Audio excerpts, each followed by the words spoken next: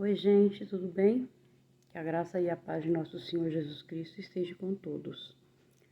Hoje nós vamos ler, tem várias passagens que a gente vai ler hoje, tá? Que é sobre o dízimo, Melquisedeque e o dízimo. Conforme eu for lendo, eu vou falando aonde que tá as passagens, tá bom? Mas antes vamos falar com o nosso Deus. Senhor nosso Deus, nosso Pai, estamos aqui, Senhor, para pedir ao Senhor perdão por todos os nossos pecados e pedir a sua ajuda, a sua misericórdia, Senhor, para que o Senhor fique conosco, nos ajude, Senhor, e que o Senhor nos dê sabedoria e entendimento para entender a tua palavra, Senhor.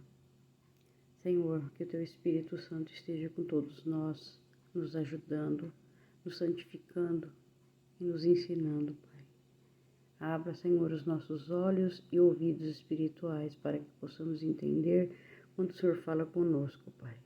Cuide de todos nós, abençoe, proteja e livre dos perigos de todos os maus, os irmãos, irmãs e pastores da IBJ, da Igreja de Cristo, do mundo todo.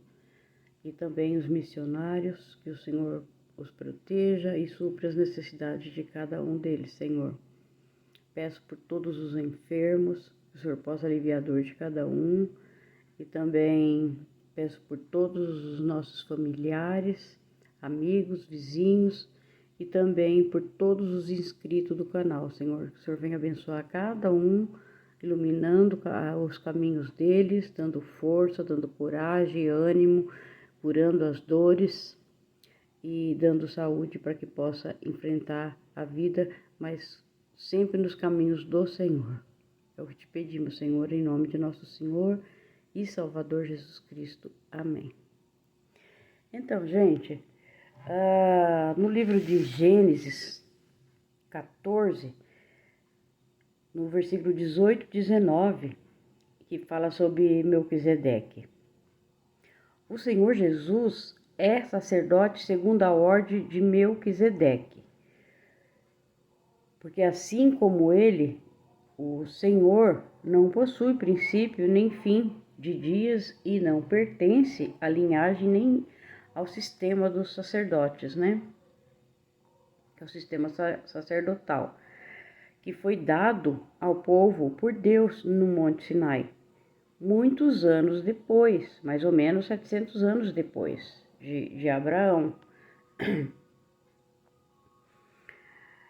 Então, Melquisedeque significa rei da justiça, da paz. Salém, na Bíblia, significa paz, e é Jerusalém, né? Refere-se a Jerusalém. E aí fala de Abraão, né? Quando Abraão, ao voltar da guerra, que foi para salvar Ló, que tinha sido levado, né? O Ló, suas famílias, tudo que eles tinham. Então, Abraão foi guerrear para salvar Ló e encontrou o rei de Salém, que lhe trouxe pão e vinho no meio do caminho, né? Ele encontrou. Aí Melquisedeque era sacerdote do Deus Altíssimo, abençoou Abraão e Abraão deu-lhe o dízimo de tudo, porque recuperou tudo o que o inimigo tinha levado dele e de Ló. E esse dízimo, gente, era dos seus bens, do tudo que eles tinham, os outros reis tinham levado deles. Somente do que era dele mesmo que ele deu o dízimo, não dos bens que os outros reis fizeram em 4 ou 5, era 4 contra 5, eles levaram muitos bens, né, dos reis que perderam a guerra. Mas Abraão não quis nada, Abraão não pegou nada, e só o que era dele mesmo. E foi desses bens dele, que ele já tinha, né? Porque ele ficou muito rico, né? No Egito. Ele ficou bastante rico lá, então ele tinha bastante. Foi daí que ele deu os 10% para Melquisedeque, que lhe deu pão e vinho. Em Hebreus 7, fala assim: o sacerdote Melquisedeque era rei de Salém, sacerdote do Deus Altíssimo, e que foi ao encontro de Abraão quando ele regressava da guerra, deu-lhe pão e vinho e o abençoou, e a Abraão deu o dízimo de tudo. Melquisedeque não tinha pai, mãe, ele não tinha genealogia, né? Não tinha princípio e nem fim, mas sendo feito semelhante ao Filho de Deus, ele permanece sacerdote. Porque se você olhar, pensar bem, ele é como o Senhor Jesus, né? Ele não tem, assim, nem princípio, nem fim, ele é único, né? Para sempre, então ele continua sendo um sacerdote para sempre. Aqui considerai, continua aqui a leitura, tá? Pois quão grande era este, a quem até o patriarca Abraão deu os dízimos dos despojos, né? Que foi o que ele recuperou, todos os bens dele que ele recuperou. Na época de Abraão, não tinha sacerdote ainda, né?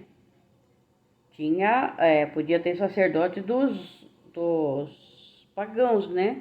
Que adoravam ídolos, mas dele mesmo, a partir dali, Abraão, quando Deus falou com Abraão, ele ainda não tinha sacerdote, também não tinha rei ainda. Estava começando com Abraão, né? Depois do dilúvio, aí começa com quem? Com Abraão, né? Que daí que vem o povo de Deus, né? Dali de Abraão vai surgir os israelitas, né? Os judeus, os hebreus, né? Então, as leis foi dada por Moisés, foi dada por Deus para Moisés, né? Isso anos depois de Abraão, que foi o que eu falei já atrás, né? Mais ou menos 700 anos. Depois, por Moisés, que o Senhor deu, e Moisés foi passando para o povo, né? Então, na lei antiga, né, a aliança, que é no Velho Testamento que eles falam, eu não falo velho porque para mim é muito importante e nós temos que respeitar e honrar, porque o Senhor Jesus falou que ele não veio para abolir, ele veio para cumprir. Então, se ele não aboliu, nós temos que observar muitas coisas, né? Então, ali na antiga aliança, que é no Antigo Testamento, os judeus, eles davam o dízimo, né? E era para a casa do tesouro. Tinha um lugar que eles levavam todos os dízimos e davam lá, porque lá era guardado tudo, né? Era para ajudar as pessoas que precisavam. Não era para enriquecer ninguém, era para guardar tudo lá para ajudar quem precisava, incluindo os sacerdotes, né, e levitas, que a partir dali que o Senhor deu, né? Então, as ordens foram obedecidas. Aí em Mateus 23, Jesus falou sobre os fariseus e escribas, que eles eram hipócritas, porque dizimava a hortelã, o endro e o cominho, e desprezava o mais importante da lei, que é o juízo, a misericórdia e a fé. O Senhor falou que eles deveriam fazer essas coisas e não emitir as outras, né? Porque eles davam tudo isso aí. Então, eles davam o dízimo do cominho, do endro, de tudo que eles escolhiam, eles davam o dízimo. E achavam que estavam, que dando só o dízimo, já estariam todos certos, né? Era ok ali para eles.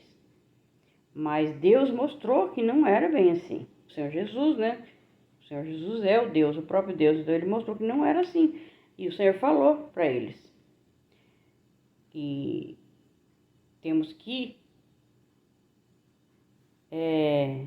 também termos misericórdia. Foi isso que o Senhor falou. Temos que termos misericórdia, fé, amor e cuidado com o próximo.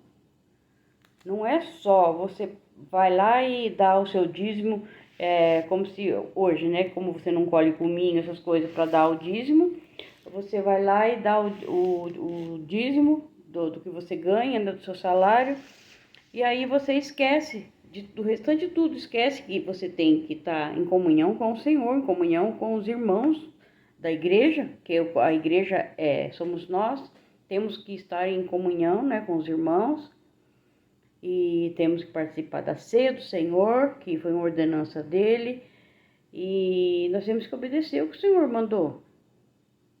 Não é assim que nem eles estavam fazendo. Eles achavam que só porque eles davam o dízimo estaria tudo ótimo. O Senhor falou que não, que além disso, eles tinham que dar sim o dízimo, mas além disso, eles ainda tinham que ser misericordiosos, né? Ter misericórdia das pessoas, ter pena das pessoas.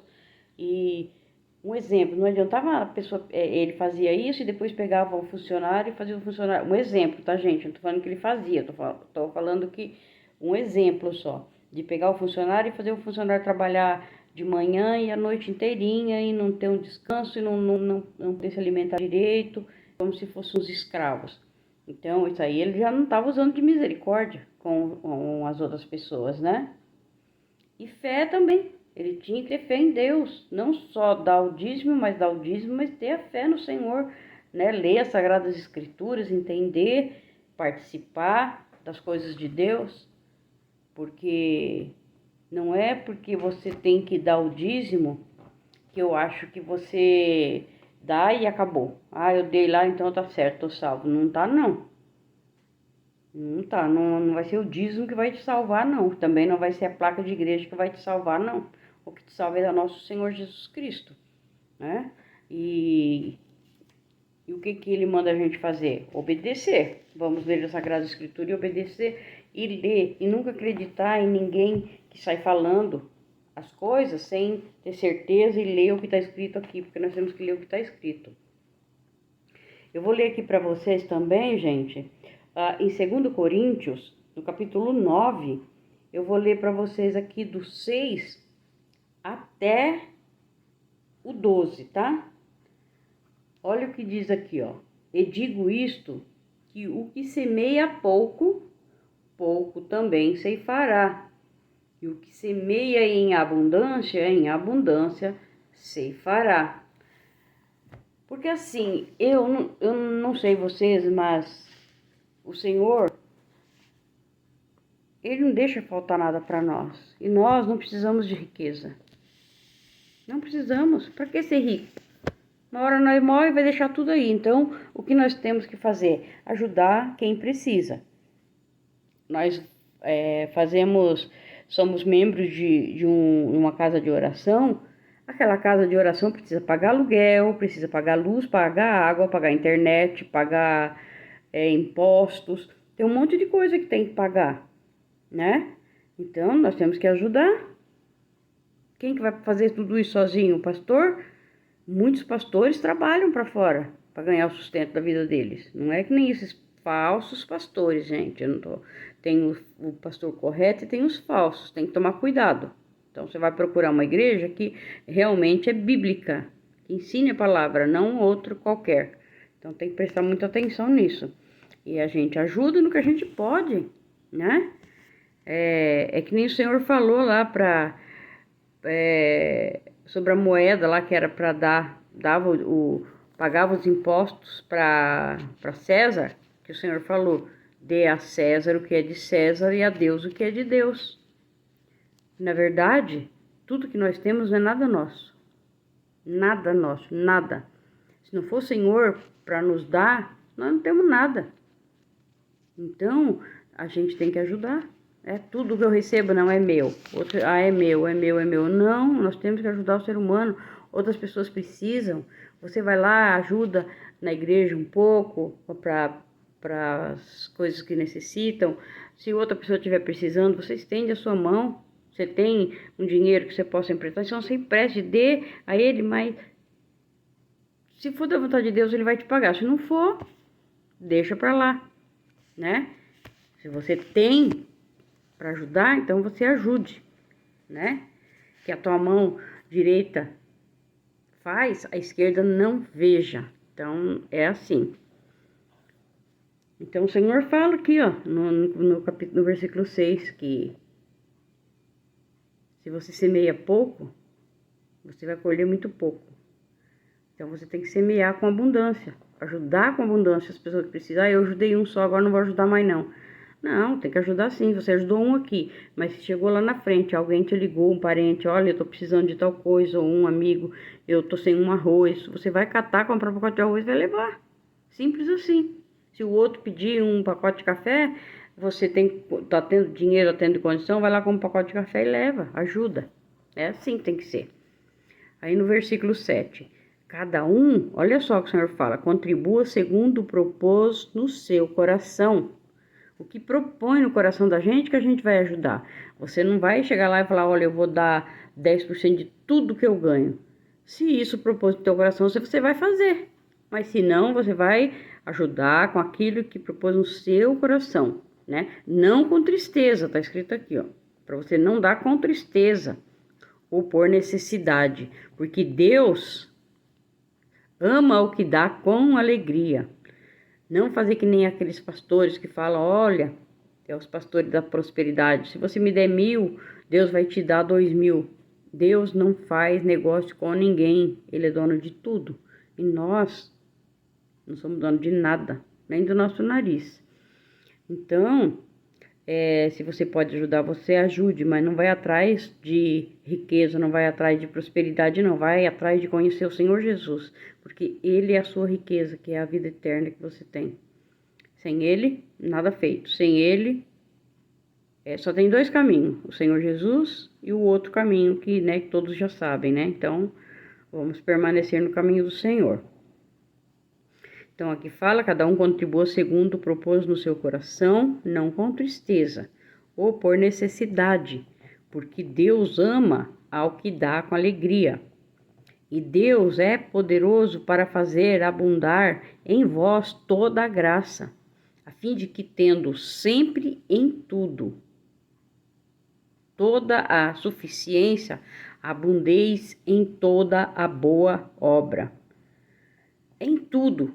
Você vê alguém ali empurrando um carro sozinho, o carro quebrou, tá sozinho, não consegue. Poxa, para seu carro, vai lá, ajuda. Né? É uma boa obra, você tá ajudando, tá colaborando, né? Lógico, você não vai fazer isso em qualquer lugar, à noite, que é perigoso, ladrão, né? Você vai observar, né? Se realmente é uma coisa que necessita, você vai ajudar. Então, conforme está escrito, espalhou, deu aos pobres, a sua justiça permanece para sempre. Ora, aquele que dá a semente aos que semeia, também vos dê pão para comer e multiplique a vossa sementeira e aumente os frutos da vossa justiça, para que em tudo enriqueçais para toda a beneficência, a qual faz que por nós se deem graças a Deus, porque a administração deste serviço não só supre as necessidades dos santos, mas também é abundante em muitas graças que se dão a Deus. Então, aqui supre as necessidades dos santos, é as necessidades nossa, nós todos que somos de Cristo, somos considerados santos de Cristo. Então, se um passa por necessidade, o outro vai ajudar. Porque tem que ser assim no meio do crente, no meio dos cristãos tem que ser assim. Você vai ajudar. Tem que ajudar e acabou. E aí você não vai ajudar só porque ele é crente. Você vai ajudar o outro também, que ainda não é, também vai ajudar. O Senhor falou que nós temos que ser sal da terra e luz do mundo. É pelos nossos atos que as pessoas conhecem, né? Nós. Se eles vê nós num bar bebendo, fumando, fazendo um monte de bagunça, de que jeito que as pessoas vão olhar para nós e vão ver, né? Então, tem que observar bem e não sentar na roda dos escarnecedores, né? Na bagunça. Porque Deus, ele não senta no meio de bagunça. Deus não senta no meio de um monte de gente falando besteira e fumando e bebendo. Não, o Senhor não faz isso. Então, nós temos que nos separar, nós temos que nos santificar para o Senhor, porque nós não sabemos nem o dia nem a hora que Ele vem. E nem a hora que nós vamos também, né? Porque, de repente, estamos aqui falando e dá um infarto, pum, cai e morre. E aí? Se não tiver alinhado com o Senhor Jesus, juntinho com Ele, não vai para a vida eterna, não vai junto com o Senhor. Né? Então, aí já sabe, só tem 2 caminhos. Vamos ficar no caminho certo. É a porta estreita, mas é certo, é o nosso Senhor Jesus Cristo. Vamos se agarrar nele e ler a palavra e se interessar, abandonar ídolos. Jogue fora tudo que você tem de ídolos, tanto sendo ídolos em casa como na própria cabeça. Sabe? Ah, eu gosto daquele, é meu ídolo aquele cantor, aquele pastor é meu ídolo. Não. O nosso ídolo é Senhor Jesus, apenas Ele. Ele é o nosso Deus, Ele é o que veio na terra, Ele deu a vida dele preciosa, Ele levou os nossos pecados na cruz do Calvário, sofreu por nós. Ele sim é o nosso Senhor, Ele é o nosso ídolo, só Ele, só o nosso Deus, mais nada. Então vamos pensar, só Ele, ninguém mais. Ele abomina tudo que for ídolo, tudo que for demais, tudo.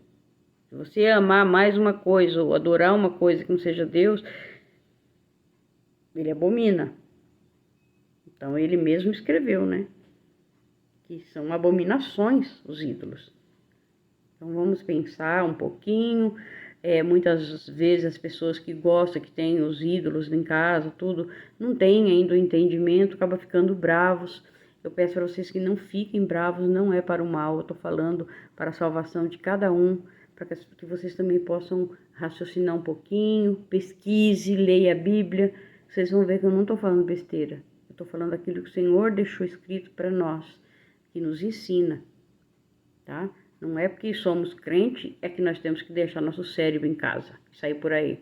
Não, nós temos que ter consciência de tudo, ler e conhecer, porque a Bíblia é o nosso manual de instrução. Tá aqui, ele tá instruindo nós a como devemos viver, como que vai ser a nossa vida eterna, ok? Obrigado, meu Deus, por mais essa leitura. Peço que o Senhor abençoe e proteja todos nós, em nome de nosso Senhor e Salvador Jesus Cristo. Amém.